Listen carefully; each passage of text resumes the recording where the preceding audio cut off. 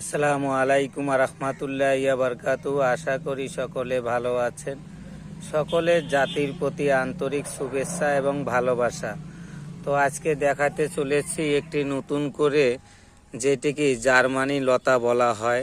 এই যে দেখতে পাচ্ছেন, এইটির জার্মানি লতা গাছের ফুল। এটি অত্যন্ত উপকারিতা পেট সাফের জন্য। যাদের পেট সাফ হয় না, রক্ত দূষিত আছে, যাদের রক্ত দূষিত আছে, বারবার রক্ত সাফ করার জন্য ঔষধ খাওয়া লাগে, তাদের জন্য এই জার্মানি লতা গাছটি অত্যন্ত উপকারিতা।